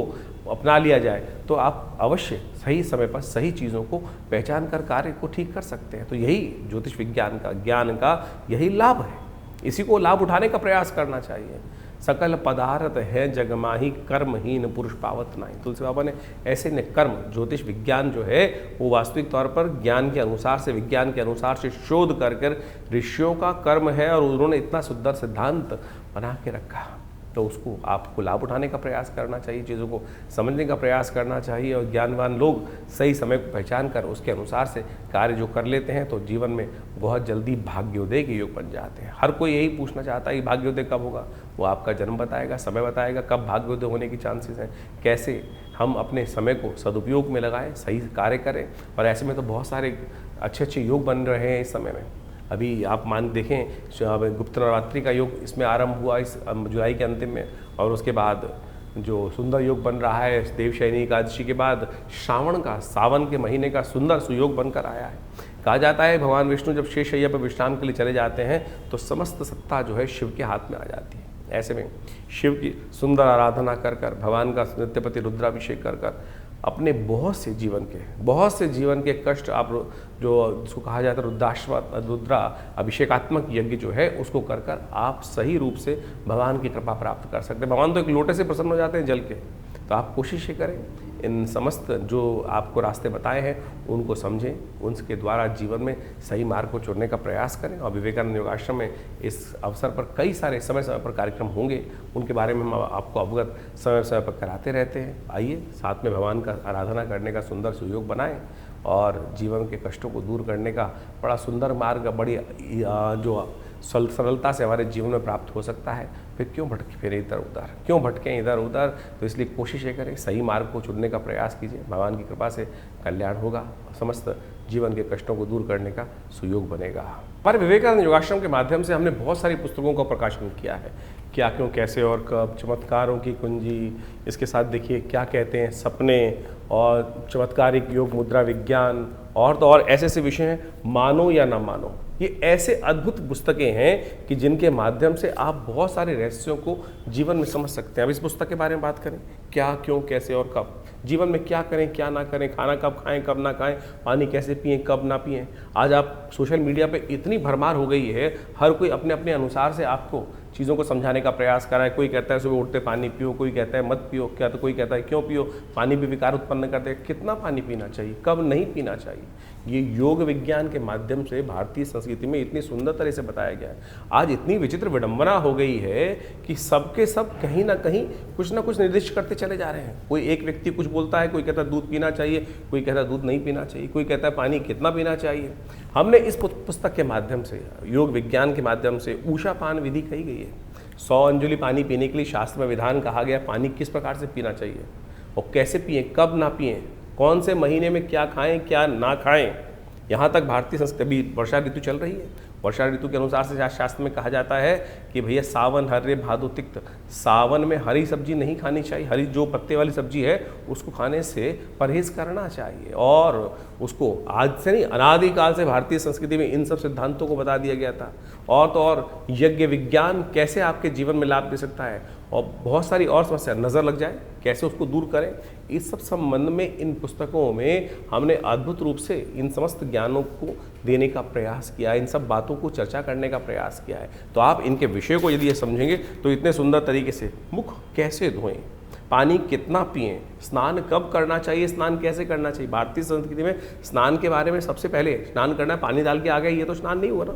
स्नान किस प्रकार से किया जाए, कैसे आपके बहुत सारे घमौरिया इत्यादि बहुत सारी और समस्या स्किन की डिजीज आती है, यदि सही रूप से स्नान कर लिया जाए तो कहा जाता है कि बहुत सारी स्किन की समस्याएं उस स्नान से ही ठीक हो सकती हैं। इसके अलावा भगवान का चरणामृत हम लेते हैं, उस चरणामृत का क्या फ़ायदा है, किस प्रकार से भगवान का पूजन करने के बाद मंदिर में घंटा बजाते हैं, शंख बजाते हैं, ऐसे विषय हमने इन पुस्तकों के माध्यम से सदगुरु आचार्य श्री केशव देव जी के सानिध्य में बैठकर जो रिसर्च हो सकती थी, ऐसी करीब 50 पुस्तकें आश्रम के द्वारा लिखी गई हैं। मानो या न मानो, स्वप्न विज्ञान की एक ऐसी चीज़ है कि स्वप्न विज्ञान, सपनों में क्या दिखाई दिया, हम सबको सपने आते हैं और हम कई बार भयग्रस्त हो जाते हैं कि सपना देखा, ये कुछ अशुभ होने वाला है, शुभ होने वाला है। कौन सा सपना क्या प्रभाव उत्पन्न करता है, अ से लेकर पूरा अंतिम वर्णावली के साथ कौन कौन से शब्द के अनुसार से कौन सी चीज़ आपने देखी है। सड़क देखी है, सपने में सांप देखा है, कहीं धन देखा है, हवा देखी है, आंधी देखी है, प्रेत देखी है, पित्रात्मा देखे हैं, उन सब का क्या प्रभाव है, क्या वो आपके लिए को भयग्रस्त कर रहे हैं? कब कौन सा स्वप्न प्रभाव देगा, कितने दिन में प्रभाव देगा, कौन सा निदान अशुभ स्वप्न को दूर करने के लिए करना चाहिए, वो सब हमने इस पुस्तक के माध्यम से आप सबके समक्ष रखा है। तो आप इन पुस्तकों को पढ़ें और देखिएगा सही रूप से आपके जीवन में जो अज्ञान की जो एक समय चल रहा है, अंधकार का, अज्ञान का, उसको ठीक करने का रास्ता आपको केवल इस पुस्तक के माध्यम से ही मिल जाएगा। तो ऐसी ऐसी बहुत सारी पुस्तकें हैं। एक ये पुस्तक है चमत्कारिक मुद्रा विज्ञान। ये हमारा अपना विषय है। पूरे विश्व में हमने इस विषय को पहुंचाया कि मुद्राओं के द्वारा कैसे विभिन्न रोग ठीक कर सकते हैं। कान के दर्द से लेकर हृदय रोग जैसी परेशानियों को ठीक करने के लिए ये मुद्राएं चमत्कार अपना प्रभाव दिखाती हैं। विवेकानंद हॉस्पिटल इस संबंध में बहुत अद्भुत कार्य कर रहा है। दिल्ली में 100 बेड का हॉस्पिटल संस्थान के द्वारा बनाया गया है, जो भारत सरकार के पैनल पे भी है, दिल्ली गवर्नमेंट के पैनल पे भी है। और हर रोज़ करीब 100 या 200 लोग यहाँ पर आकर अपना इलाज करवाते हैं प्राकृतिक चिकित्सा के माध्यम से, बिना किसी औषधि के, इन मुद्राओं के द्वारा, ध्यान योग के द्वारा। तो आप इस आश्रम पर जुड़ें और इन समस्त जो है, हमारी वेबसाइट भी आप जा सकते हैं vivekanandnaturecure.com, www.vivekanandnaturecure.com। और ये जो प्राकृतिक चिकित्सा का हॉस्पिटल है, योग विज्ञान का हॉस्पिटल है, आयुर्वेद का हॉस्पिटल है, तो यहाँ पर जमुनापार में आप इसमें आके अपनी चिकित्सा सुविधाएं भी ले सकते हैं। और तो आश्रम में यज्ञ तो नित्य प्रति चलते ही हैं, और उस यज्ञ के माध्यम से विभिन्न प्रयोग जो किए जाते हैं, चाहे कैसी ही समस्या है, उन सब को ठीक करने के लिए भगवान की कृपा से विभिन्न मार्ग खुल सकते हैं। आप सत्य माने, बहुत सारे अजीब अजीब केस आते हैं, किसी का स्वास्थ्य ठीक नहीं हो रहा है, तो हमने देखा महामृत्युंजय मंत्र का जो एक यज्ञ है, उसका दिव्य मंत्र का जप करते हुए सही रूप से जो उचित ब्राह्मणों के द्वारा, जो विद्वान ब्राह्मणों के द्वारा सही मंत्र का उच्चारण करते हुए यदि कार्य किए जाए, तो वो अद्भुत रूप से मंत्र चमत्कारिक कार्य करते हैं। जीवन में कई ऐसी घटनाएं, शत्रु परेशान कर रहे हैं, बाधा पहुंचाए जा रहे हैं, ठीक नहीं कर रहे हैं, तब उनके लिए देवी के विभिन्न स्वरूपों का ध्यान, विभिन्न मंत्रों का प्रयोग, कैसे उन बाधाओं को दूर करके आपके जीवन में विजय का शंखनाद उत्पन्न किया जा सकता है, वो बिल्कुल अद्भुत रूप से मंत्र कार्य करते हैं। लोग मान नहीं रहे हैं, जो बदमाश हैं, दुष्ट हैं, वो कहीं ना कहीं अपनी उस छवि को छोड़ ही नहीं रहे हैं और आपके जीवन में उनको आघात पहुंचाए जा रहे हैं। उनके रहते हुए आप अपने जीवन में विजय नहीं प्राप्त कर सकते। आपको उनके साथ उनकी दुष्टता को समाप्त करने का कार्य ही करना पड़ेगा। तो ऐसे मंत्र विज्ञान के माध्यम से आप अपने जीवन को, कष्ट को दूर करने के लिए, अब बंधन का योग किसी कुंडली में आ गया, बंधन का योग साफ साफ दिखाई दे रहा है। कहीं ना कहीं ग्रह परस्पर ऐसे योग बना रहे हैं कि बंधन का योग, जेल जाने का योग है, कहीं ना कहीं आपके समय खराब है आपका। तो ऐसे में दुर्गा की नामावली का एक अद्भुत चमत्कारिक प्रयोग है, जिसका यदि प्रयोग किया जाए, भगवती के नामावली का यज्ञ जो है शास्त्र में वर्णित है, समस्त भयों को जीवन से दूर करने का योग बना देता है।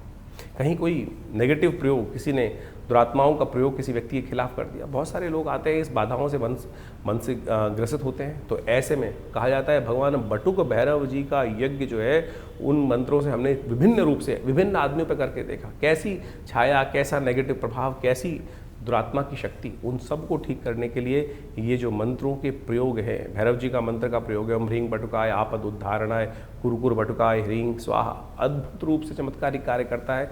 उन कष्टों को दूर करने का योग अद्भुत रूप से बना देता है। ग्रह बाधाओं का समस्याएं हैं, ग्रह बाधा ऐसी हैं कि एक के बाद एक, कोई शनि खराब है, कोई मंगल खराब है, तो उनका जप किया जाए ना, सही रूप से उच्चारण करते हुए, यज्ञ करते हुए, उनका दशांश यज्ञ करके, दशांश उनका मार्जन इत्यादि समस्त पद्धति को अपनाते हुए जो कार्य किए जाते हैं, वो पूर्ण रूप से, सही रूप से सफलता की तरफ व्यक्ति की मंशा के अनुसार से कार्य करने का सुंदर कार्य करते हैं। मंत्र विज्ञान कपोल कल्पित नहीं है, सत्य है, लेकिन विधि के अनुसार से, शास्त्र के अनुसार से हमें करने का प्रयास किया जाना चाहिए, तब जाकर समस्त मनोरथों को सिद्ध करने का, दिखावा नहीं है। आज पूरे जो सोशल मीडिया के अंदर हम देखें, दिखावा किया जा रहा है, इतनी जबरदस्ती पद्धति को बनाया जा रहा है, कहाँ कहाँ किस किस प्रकार से दिखावा करके बहुत सारी चीज़ें, लेकिन जो मूल मंत्र जप है वो नहीं हो रहा है। मूल मंत्र जप नहीं हो रहा है। यज्ञ के नाम पर अभी इतने ज़बरदस्त खतरनाक वीडियोस, मैं कहूँगा खतरनाक इसलिए बोल रहा हूँ कि विधि निषेध है ही नहीं उसमें। आहूत मंत्र में, यज्ञ में आहुति देने के लिए मुद्राएं हैं। इस मृगी मुद्रा के द्वारा शांतिक पौष्टिक कर्मों में आहुति देने का है। और बड़े बड़े महंत महात्मा इत्यादि बैठे हुए जो तसलों से, प्लेटों से आहुति यज्ञ में डलवा रहे हैं। क्या करवा रहे हैं? अनिष्ट करवा रहे हैं। कब आहुति डलनी चाहिए? मंत्र में स्वांते आहुति समर्पय, स्वाहा के अंत में आहुति डलनी चाहिए। कोई विधि किसी का पालन नहीं किया जा रहा है। केवल पंप एंड शो और दिखा दिखो के ड्रामेबाजी कर कर जो यज्ञ विज्ञान के नाम पे, अध्यात्म के नाम पर आज दुराग्रह पूरे विश्व में चल रहा है, ये भयावह है। आप स्वयं करिए, हमारे साथ रविवार को यज्ञ में बैठिए। कोई दक्षिणा नहीं ली जाती, कोई पैसा नहीं लिया जाता। जो लोग कुछ बैठना चाहते हैं रविवार को यज्ञ में आकर आश्रम पर यज्ञ में बैठ सकते हैं। तो इन समस्त विधियों का आशा करते हैं आप पालन करेंगे, समझेंगे, चीज़ों को सही रूप से करेंगे। तो आप जुड़िए विवेकानंद योगाश्रम से, आपका कल्याण होगा। धन्यवाद।